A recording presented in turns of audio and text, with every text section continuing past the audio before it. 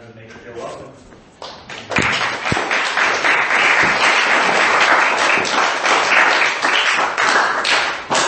Thank you. My name is Annie and I'm an alcoholic. And I always like to start with a passage from the big book because I honestly hate to chair meetings and sometimes it just goes horribly awry. So if it does, in fact, you've gotten one thing tonight that is definitely what works. So this is from page 25 of the big book, our basic text. In the chapter, There is a Solution. And it says, there is a solution. Almost none of us like the self-searching, the leveling of our pride, the confession of shortcomings which the process requires for its successful consummation. But we saw that it really worked in others, and we had come to believe in the hopelessness and futility of life as we had been living it. When, therefore, we were approached by those in whom the problem had been solved, there was nothing left for us but to pick up the simple kit of spiritual tools laid at our feet. We have found much of heaven, and we have been rocketed into a fourth dimension of existence of which we had not even dreamed. The great fact is just this and nothing less, that we have had deep and effective spiritual experiences which have revolutionized our whole attitude toward life, toward our fellows, and toward God's universe. The central fact of our lives today is the absolute certainty that our Creator has entered into our hearts and lives in a way which is indeed miraculous. He has commenced to accomplish those things for us which we could never do for ourselves, by ourselves. Whew. Okay. So, my name is Annie and I'm an alcoholic. My sobriety date is November 5th of 2009. I have a home group, which is the Herndon Group, 8:30 Monday nights at St. Tim's Church in Herndon, Virginia, which is about an hour east. And I have a sponsor that I work the steps with, and I have the privilege of sponsoring other young ladies when they see fit to do so. So, my responsibility is to talk about my general experience, what it was like, what happened, and what it's like today. So what it was like was I grew up with a very, I like to call it a vanilla childhood. My parents are still together after 45 years this summer. My dad was a successful colonel in the Army. My mom was a nurse. My sister is also in the Army, very successful herself. I don't know of any other alcoholics in my family, not my extended family. And for those reasons, for a little while, I thought that I couldn't be an alcoholic. Like I didn't have the mental or physical abuse. I didn't have a broken home. I didn't have alcoholics in my family. And so because I didn't have any of those excuses to drink, I didn't think that I could be an alcoholic. But I share those facts with you because it's really important to note that, it's still possible. That was my experience anyway. So, like I said, totally vanilla childhood. I was given every opportunity in the world to succeed in life and took it for granted. I'd say everything was just fine until I hit puberty stage. I went to a private school up until 8th grade, and then I got moved to a public high school, and it was like all of a sudden the fear just set in. I was different from my fellows, and I was awkward, and I didn't know how to talk to people, and so I got made fun of a lot, and I spent a lot of lunches in the bathroom crying, and all that fear of just, oh God, what do people think of me, and am I okay? I'm not okay. And the first time that I ingested alcohol was like the biggest sigh of relief I had ever had. I had heard, people in my peer group kind of talking about alcohol. I had seen my sister drinking a few times. I had seen my cousins drinking a few times. And so I'm pretty sure I'd like to tell you that this is definitely my first drink, but it's this one or another experience. But this is the one that I remember. And I went down to my parents' basement and I snuck a bottle of creme de menthe and I took a couple of sips and it burned going down. Creme de menthe is a very disgusting liqueur. While I didn't get drunk that night, it did feel warm inside. And I went to a football game around a lot of people that used to make fun of me and I didn't care. And that was huge. And I felt funny, and I felt relaxed, and I felt a part of, and I knew that I would do anything to get that feeling as often as I could. And so, I did. I just loved the effect produced by alcohol, and I noticed that I was kind of bodily different from my fellows, because at the time I had finally settled into a group of girlfriends, and we would get together as girlfriends do in high school every weekend. And every weekend I would think, we have to get alcohol. It won't be fun unless we get alcohol. And all the girls were like, if it doesn't come together, it doesn't come together. It'll still be a good time anyway. And I was the only one who was like, nope. Whose garage do we have to break into? What older person do we have to talk into this? What gas station do I have to sit in front of until somebody can go buy me alcohol? And that was different from my friends, but I kind of brushed that off. And I would say that the whole thing kind of progressed the way that if you're an alcoholic, you know that it progressed. It started with this occasional mental preoccupation of, man, next time I get to drink, that's going to be awesome. I can't wait for the next time I get to drink. And by the end of my drinking, it was a mental obsession. I lived about 4 hours at a time because that's how long it took for stuff to wear off. Back to high school, I got arrested once in high school. I had something in the high school that I wasn't supposed to have. And that time, I told myself, I'm just being a kid. All my friends are doing it because I surrounded myself with other people that were like me. I've got everything else in my life together. Someday I'll take care of it. Don't worry about me. I'll do your therapy or your rehab or whatever you want me to do, but don't worry about me. I'm fine. And so, it was then that I kind of learned, as long as I keep everything together on the outside, you don't have any room to tell me what's going on, like what's not okay behind closed doors. As long as I keep the grades up, as long as I don't get arrested, as long as I stay out of trouble, don't tell me what to do. And so part of that was keeping up my grades. Going to college was always just kind of a given in my family. Like I said, my parents gave me every opportunity to succeed. And the only reason I wound up applying to college is because my probation officer was going to take some time off of my service commitment if I did. And so I did, and I got in. And my parents, again, were going to provide for me. And I thought, fine, I'll take your money, and I'll go 4 hours away, and I'll live the way that I want to live. So I went to college, and I kept everything together on the outside until I got arrested again. And this time I was pretty sure that things were out of hand. In addition to drinking, I had basically fallen in love with anything that could make me feel different. And I would partake in that a lot. And so, all my friends are drinking. Everyone in college is drinking. Not everybody's doing this other stuff that I was doing. And not everybody's getting arrested for all this other stuff that I was doing. But I was.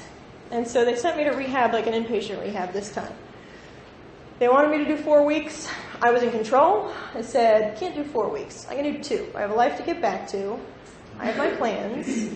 But I'll do your 2 weeks in rehab. And while I said all the right things, like, yep, you're right, I can't ingest any substances that alter my mood because I have an addictive personality, and I won't do this stuff anymore. Yes, sir, yes, sir. But on the inside, my thought was, okay, this stuff is the thing that's causing all my problems. It's getting me arrested. It's kind of taking over my whole day. It's taking over my whole bank account. But I'm too young to quit drinking. I'm 21 years old, and that is just too young to quit drinking. So I'm going to go back to college after my 2 weeks in rehab, and I'm going to drink like the normal people on the weekends, socially, and I'm never going to do this stuff ever again. And I meant it, because I knew that this stuff was kind of taking me down a path I didn't want to go. And that thought, that reservation that I didn't talk to anybody about and I didn't take any action on, had me drunk 3 hours after I got out of that rehab. And it's not like it was 8 o'clock on a Saturday night. It was 3 o'clock on a Tuesday, And as it was happening, I realized that, I wasn't in control of that decision. I was, with all my heart, I meant that it wasn't going to happen again. And here I was, 3 hours after having made that big decision, and I didn't know how it happened. So, again, though, I had this delusion that someday I was going to take care of it. I would have told you at the time that I was an alcoholic and a drug addict. But the back of my mind was like, but I'll fix it. Trust me. I'll get it together. I'll get it together when I need to. And right now, I just don't see the immediate need. And so I went back to college and I held everything together as best I could. And then I came up with a plan that was going to fix everything. As long as everything's okay on the outside, you're good. And the plan was, okay, my parents only paid for undergraduate, finished that. I'll go to graduate school because school's fun. It's not the real world. It'll make me successful. I didn't know how. I just figured master's degree equaled successful. I don't know. And so I went back to my parents' house with the plan of saving up a whole bunch of money so that I could pay my way through graduate school and be successful. And it wound up almost 2 years later that I was still living in my parents' house. I had negative $724 in the bank. I had lost my third waitressing job. The only friend that I had was somebody that I used to drink and use drugs with. And I had tried for as long as I could to not keep living that way, and every day I failed. A little bit of what that looked like.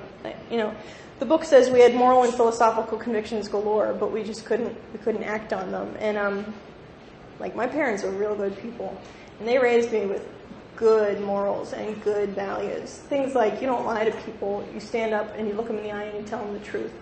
You don't steal from people. You work hard to earn what you have. You don't hurt other people. You help them, you lift them up.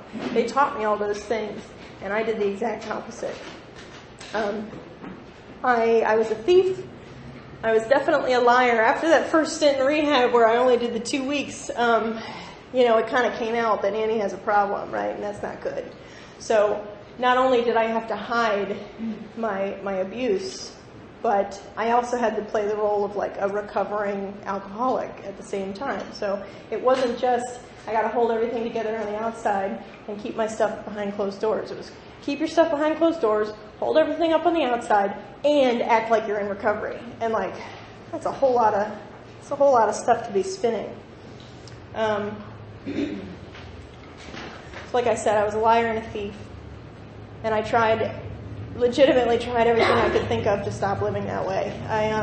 Everything the big book talks about, taking a vacation, not taking a vacation. And by vacation, I mean going away with people that would pay for it because I didn't have any money. So going away, not drinking before a certain time, only drinking socially. I tried all these things. I tried therapists, I tried medications, I tried everything I thought could possibly work to not have to live the way that I was living, 4 hours at a time. And none of it had worked. And every day I wanted it to be different, and every day I woke up with a mental obsession and could only live 4 hours at a time. So here I was in this trapped cycle. And through some snooping of my sister that I have later forgiven her for, my parents found out that I was not a recovering alcoholic anymore. I was an active alcoholic. And they confronted me and they said, okay, so either you go to rehab or you don't live here anymore. And, they had confronted me about 100 things 1,000 times. And every time they had in the past, I could get out of it. I could come up with a lie. I could twist it around on them. They loved me so much they wanted to believe it, and I knew it, and I took advantage of that. Literally every time. Our bank account card is missing, and there's been $500 withdrawn from the bank. Do you know anything about that? Oh my God. This guy was going to steal my dog, and he held it ransom, and I had to have the money. And I just know I couldn't tell you because you just let the dog go, so I had to do it, And I got by on that one. I don't know how, but I did. And so this is me. Anyway, so the last time they confronted me, you either go to rehab or you get out. Something in me didn't want to fight anymore.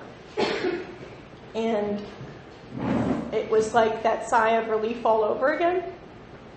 Except this time it was maybe things can be different this time. Maybe I don't have to keep living the way that I'm living. So they hooked me up with a bed at a rehab. And, they only had room in a week. I had to wait a week before I went in. And in that time, my mom said, don't get arrested and don't die. Because those two things were very real possibilities at the time. And I'm kind of making this point for me instead of you, because when I don't tell my story for a little while, I kind of forget just how bad it was, and my mind starts telling me that it's not that bad. When you're about to go to rehab and your mom tells you don't get arrested and don't die, and those two things are a little difficult to accomplish in a week, like that's a problem. So they sent me to rehab, and I had this like overwhelming sense of hope. Like things, maybe my life can be different. And I got there and I saw the 12 steps on the wall, and I had been to AA meetings before because I had been playing like I was a recovered person. And I saw God in the steps, and I had previously said, plenty of people get sober without God, maybe I'm one of them, because I don't think I really believe in all that. I had been a science major in college. I considered myself a scientist and kind of an atheist. I'd grown up with a conception of God that I had really wanted to throw out, and I did. But I had this great counselor who said, okay, so you believe in science, you believe that every action has an equal and opposite reaction. And I said, oh yeah, totally, because that's one of Newton's laws, and I can totally get behind that. And she said, okay, so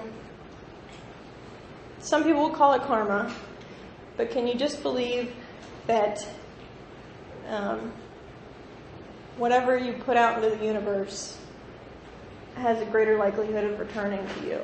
As in, if I increase the positive energy in the universe, I have a higher statistical likelihood of encountering positive energy. And if I increase the negative energy in the universe, I have a higher statistically probable chance of encountering negative energy. Boiled even further down, if I smile at someone, I'm more likely to get a smile back than if I complain to someone. I'm more likely to get complained back.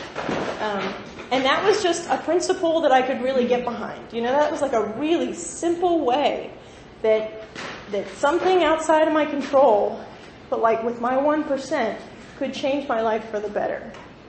And that was the little mustard seed of hope that I needed to just make a start. So God bless her. And then, I had this hope, and I was going around rehab smiling at everybody and annoying everybody, because in rehab you don't really feel like smiling. And it got to be about 2 or 3 weeks in, and all of a sudden I realized, okay, this is great. I got a little start. I've got all the alcohol and drugs out of my system, feeling pretty good about life. I'm about to go back to my parents' house in a 10-by-10 room that I've built for myself, with no friends and no acquaintances, no activities or hobbies, no life other than the life that I was living when I got here. And I'm terrified, because I don't know what a sober life looks like. And it was like that day that my counselor came to me again, and she said, we've found a halfway house for you in a different state, but you would have to go straight there. You can't go home first. And that was the start of my third step, which was, man, I've really screwed myself up. I think I can accept that other people might know better for me than I do right now, so maybe I should take their advice and just go to this halfway house. And that's what I did. And I was like totally pink clouded, I was like, recovery, I'm going to go to Blockbuster, we're going to watch movies on Saturday night instead of getting wasted, and it's going to be awesome.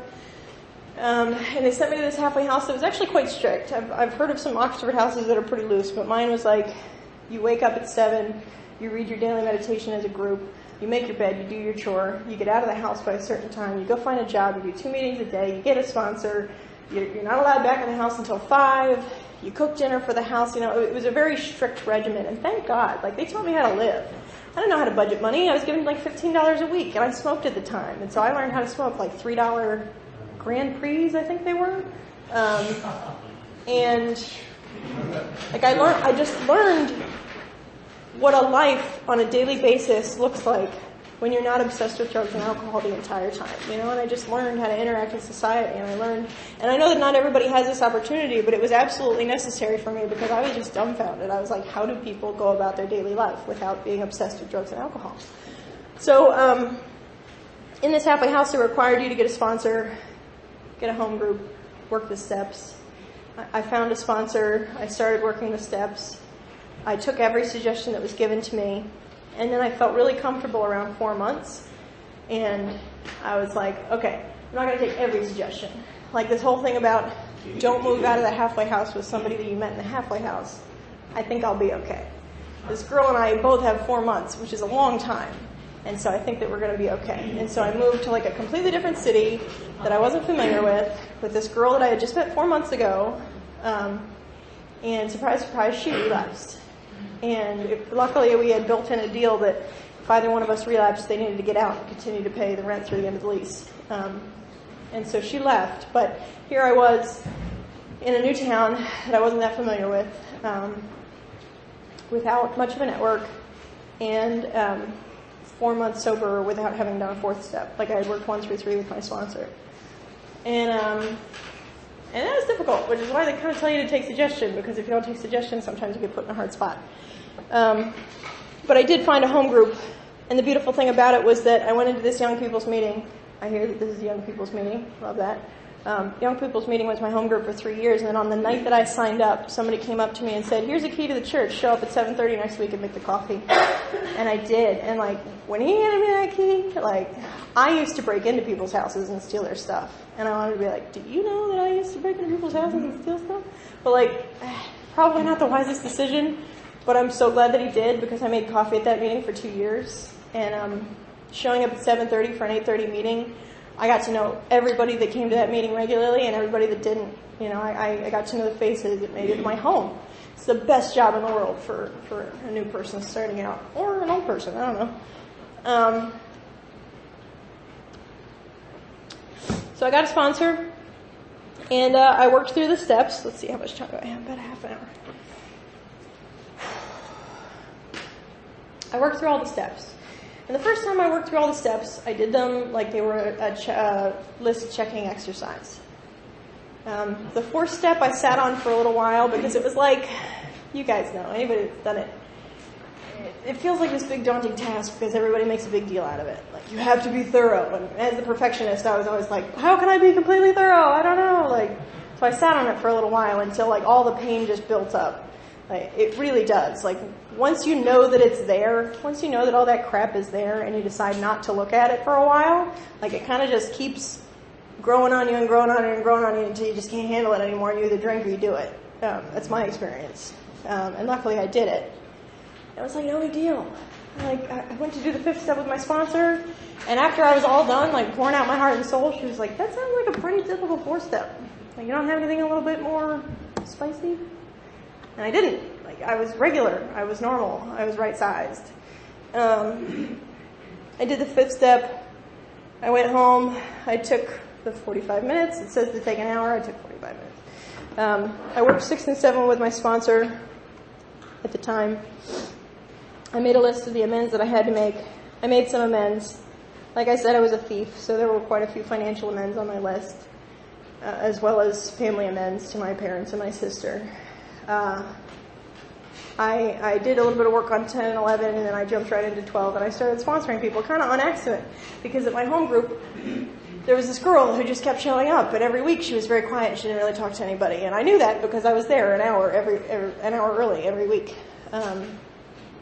And every week I would just chat her up because she wasn't talking to anybody, and every week I would ask her if she had a sponsor, and eventually she was just like, will you be my sponsor?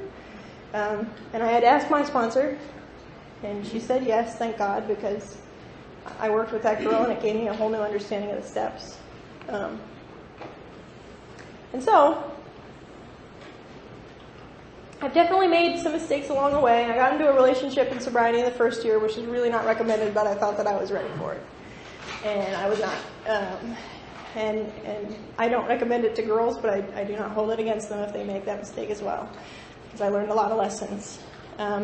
Along the way, over the years, I wouldn't say that I worked 1 through 12 straight through for a while, but I did do things like I would go to step meetings. I love step meetings.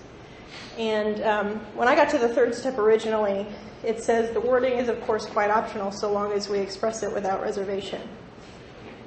And when I saw that, like, I was like, great, because all the these, thys, and nows really don't work for me. So I'm just going to rewrite it in my own words. My basic third step prayer was like, God help me because I can't take it away from me. And I said that for years. And then I was in a third step meeting and somebody read the third step aloud, and I realized that I was missing a large chunk of it. take away my difficulties, that victory over them may bear witness to those that I would help, of thy love, thy power, thy way of life. Like, the whole point of the third step was so that I might be taken out of my own self enough to show other people that I might be of service to, that God has done these awesome things for my life. And then I realized that, like, I was supposed to be a walking example of the big book, and when I honestly took a look at my life, how I had been living it, like, what if tomorrow the people I'm working with found out that I was in AA? Would they think that AA was like a really awesome, upstanding program, or would they think that, like, AA has a bunch of a-holes in it? And I was like, probably closer to the a-hole, right? And that wasn't okay. That was a big revelation for me. Like, I need to start living as an example of what has actually been done for me. You know, like what God's done for me. Because my life had completely changed by then already. And then I was at a 7th step meeting or something, and somebody read the 7th step prayer, which I had been saying in my own words again. And it says, I'm willing that you now should take all of me, good and bad, and remove from me every single defect of character which stands in the way of my usefulness to you and my fellows. I had just been asking God to take the bad stuff. I made a list of what I found unacceptable, and I was like, God, take away this, take away that. And less so like the emphasis on, you can have my whole self and just give me back what I need to be of service. Because again, the main point here is to be of service. And for like forever, I feel like I just thought that this whole process was to like give me my life back and make me happy and put me where I wanted to be in life. And it was a big revelation for me several years into sobriety that in the end, this whole thing is not about me. It's about making me of maximum service to the people around me. Like, God wants me to be good to his kids. And then again, I was reading through the 9th step with the sponsee, and it got to this one part that was like, remember, we are suiting ourselves to be of maximum service to the people around us. Like, amends aren't to make me feel better. Amends are to help try and heal the people that I've hurt along the way, if I can. Sometimes I get harm. So again, it was just this journey that didn't happen all in that first run through 1 through 12. And so I did want to share just a couple of recent things. So I was 24 when I got sober. I got sober in a young people's group. I got sober in young people's AA. And like, because I came to AA with zero life, I had built no life for myself. No friends, no job, no money, no connections, no possessions. I started from the bottom up, and AA gave me a life. And so AA became my life, which was awesome. Like, I had all the time in the world. I had a waitressing job again, which I managed to hold on to. And on my nights off, I would go to meetings. And at the meetings, I would talk to newcomers. And I would pick up people, and I would meet them for coffee. I would go to the Starbucks before the meeting, and I would go to the diner after the meeting. I met people during the day when I could. AA was my whole life, and I just surrounded myself with it, which is really what I needed at the time. And because I did that, I met a wonderful man in sobriety, a man of character, and we got married. And I moved down to Virginia from Baltimore, where I got sober. So I got sober in Baltimore, and I moved down to Virginia. And Virginia AA was not done right. In my humble opinion. When you're raised in a certain style, and then you move to a completely different area where things are just done a little bit differently, it really threw me off. And I was like Goldilocks and the Three Bears with AA. Okay, like, this meeting is to this meeting is to that. They talk too much here, So I'm just going to go back to Baltimore all the time. And that's what I did. I drove back to Baltimore 2 to 3 times a week for meetings where I felt at home. And I did that for like a year and a half. And then I got pregnant and slowly wasn't able to make it back to Baltimore very much. Tried to make meetings in Virginia work, but really started drifting away. Had the baby. Definitely couldn't drive to Baltimore all the time. And I just felt apart from again.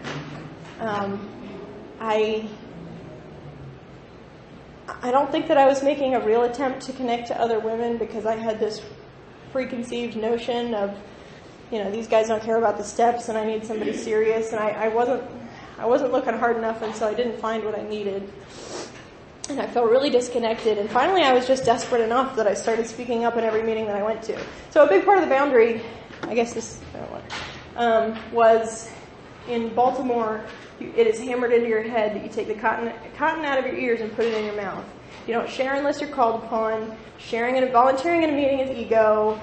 Keep your mouth shut.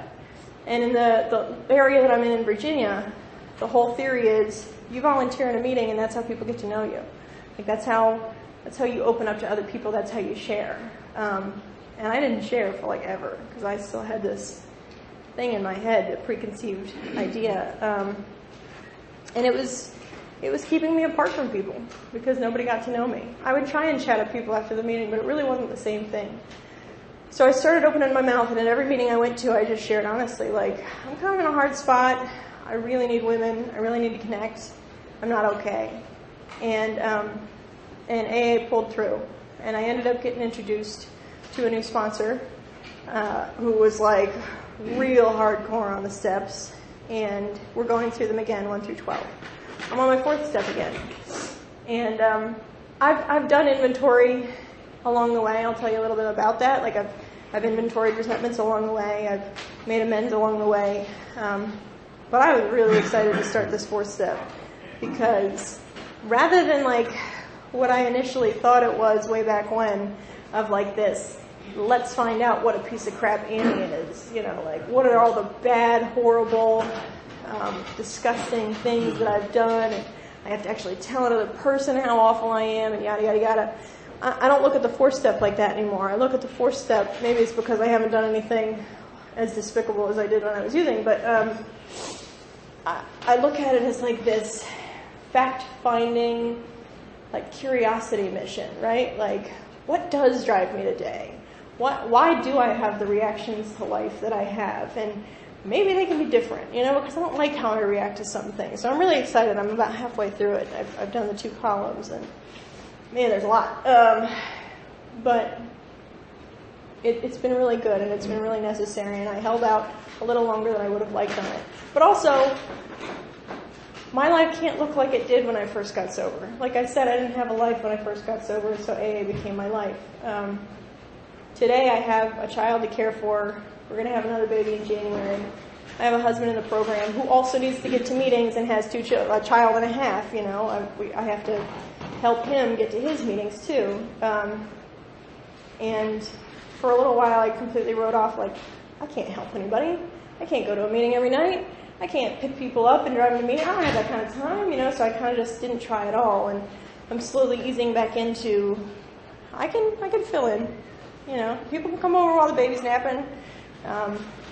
I can get an extra hour before or after the meeting with the babysitter. I can make it work. But it's been a difficult journey. So, as far as some real effects that the program has had in my life, something that's been pertinent lately is my sister. And I've told this story once before, and I felt like the message got lost. If you're new, working the 12 steps all the way through the first time around relieved the mental obsession. That was the biggest effect that I felt. It didn't wait until 12. It happened somewhere in the middle. But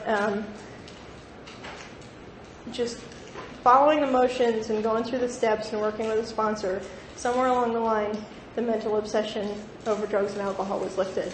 And I haven't had that compulsion to drink since I got sober, thank God. And so that's what they practically did for me the first time around. That's what taking all these suggestions did was I haven't had to take a drink or a drug in over 6 years. But the program has done so much more for my life than that. It's not just about not drinking. I had to make amends. I worked at a pool on this campus where my dad worked. And like I said, I was a thief, and I was kind of a creative thief because God help me if I ever got caught. So I had to be really sneaky about it and never get caught. So I worked at this pool, and I staged a break-in where I was the person to lock up.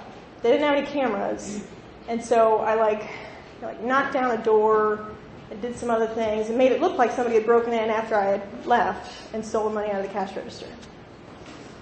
And it came time to make amends for that, and I went to my sponsor and I said, man, I gotta go walk into this office and pay this money back and fess up to having staged this robbery that everybody kind of thought was me, but they didn't have any proof. And she said, have you talked to your dad about that? And I said, oh no. He'll probably be pretty upset. And she said, yeah, you think that might hurt his reputation at the campus? And I was like, oh, probably. I hadn't even thought about it. She was like, yeah, part of the amends process is except when to do so would injure them or others. So it's really up to your dad what that amends look like. Like my dad is like Army, stoic. Like when you have conversations, he doesn't look at you. He stares straight ahead because he doesn't like to make eye contact in emotional situations. And so that was terrifying. And she was like, well, you're just going to have that conversation with him. And so we were going on a beach vacation, the family. And she said, okay, talk to him at some point while you're there. I really didn't want to. And I didn't know how I was going to get a chance to talk to him alone. And I just prayed on the way there. I said, God, if it's your will that I should have this conversation with him, and give me an opportunity and make it known. And day 3 into the trip or something, it's kind of rainy, kind of misty, and my dad announces to the family, I'm going to go take a walk down to the beach to see what's going on. Anybody else want to go? And nobody in the house volunteered. And it was my turn. I volunteered, and I went. And again, we were walking, so we got to stare straight ahead instead of in each other's eyes. And I got to explain to him, hey, so I stole this money from the pool where you work, and I need to pay it back. It's part of the process. I need to make amends for it. So it's kind of up to you how that happens. And he said, oh, well, can you just write an anonymous letter or something? It's like, if that's what you want, I can do it. I could also go in there and hand it straight to them. I could write a letter, or I could donate it somewhere else completely. And he was like, why don't you just write an anonymous letter? Just send it. If you have to do it, just send it in. Make it anonymous. And so I said, okay, whatever you want. And it didn't feel done. I had made amends to my parents, but the first time around was in my first year of sobriety, and looking back, it was really an ego-based thing. It was really look, guys, I'm okay now. I did it. I'm okay. And that's not what amends are about. So it felt undone, and I said, no doubt, I know that it was really hard for a really long time, and that was my fault. And so if there's anything that I can ever do to make it up to you, just let me know and I'll do it. And he said, well, Annie, we just want you to be happy, and we just want you to have a good life. And because he's awesome. My parents are cool like that. And I went back home and I told my sponsor what happened, and she said, okay, they want you to be happy. They want to know that you're happy. They want to know that you have a good life. So you have to start filling them in on it. You got to call them all the time. You got to tell them what you're up to. You got to share the ups. You got to share the downs. Make them a part of your life. And so I did that. And then, man, I love my parents. We were on another beach vacation. And let me tell you this. I used to hate my sister for a long time. I would have told you that if I wasn't related to her, I wouldn't choose to know her. Because I didn't like her. She annoyed me. We were nothing alike, like oil and water. I resented a lot of things about her personality. And I wanted nothing to do with it. And she always made it kind of known that she did want a relationship with me, and I pushed her away. So we're on this other beach vacation, like another year. And it just felt the whole time like it was me against the world. And Katie, my sister, was the ringleader. It just felt like she was getting everybody to gang up on me and making me the problem when she was obviously the one being the troublemaker. It just felt like everybody was against me, and it was her fault. And my husband and I dropped her off at her door after that vacation, and the second she got out of the car, he said, you really could be nicer to your sister. And I lost it. I was punching the dashboard. I was screaming. Like, he says that he's never seen me like that. I'm sure I've never been like that in my life, but I couldn't have been more angry. And I called my sponsor after that, and I said, things are not okay. I didn't realize how not okay they were until I lost it in the car with my husband. What is going on? And she said, it looks like you need to do another inventory on your resentment against your sister. So I did some writing on it, and what I came to was that I resented her for never being the sister, for not being the sister that I thought I deserved, the sister that I expected to have growing up. She didn't protect me coming into high school. Her reputation hurt my reputation. She never wanted to include me in anything growing up. Like, she was just a mean older sister, and I really hated her for it. And so in exchange of her not meeting my expectations, I drove her away as soon as she did want a relationship. You know, I held her arm's length. I used her for money. I wasn't very good. I wasn't a good sister. And she went away to the Army. She served 2 terms in Afghanistan. And I had a lot of guilt for holding her so far away during that time, because it's a hard time and you need family, and I wasn't there. So anyway, I went over it with my sponsor, and I was determined that I needed to make another amends. And I scheduled a lunch with her and waited until the very end of the lunch, because that's what I do with amends. I really hate making them. And I have to go into them like, God help me, God help me, God help me, God help me, because I just don't, you just don't want to do it. And so I waited until the tech came, and I said, Kate, I really wasn't a very good sister to you when you needed it. And I'm really sorry for that. And I'd like to make it up to you if I can. So if there's anything I can do to make up for it, let me know. And she said, yeah, I wasn't a very good sister to you either. And in that moment, I wanted to be like, ha-ha, no you weren't. Because I didn't expect it to be said, and I was like, yes, that's the whole reason.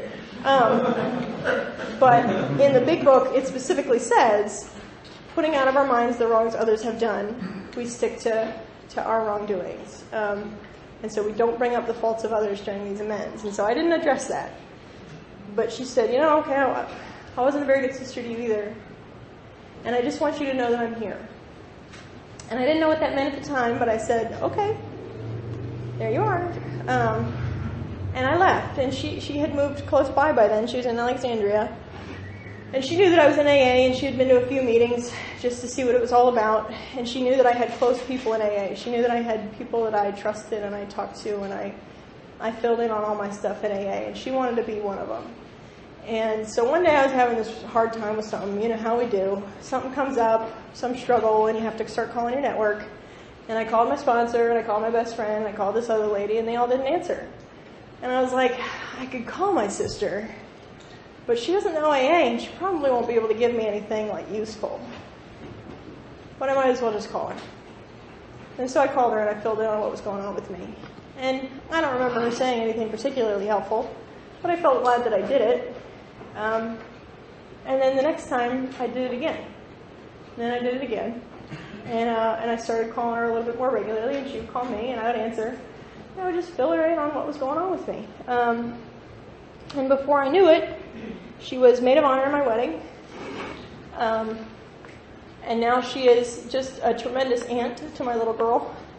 And she recently had to move to Kansas because she's in the Army. And I missed her. And that's amazing.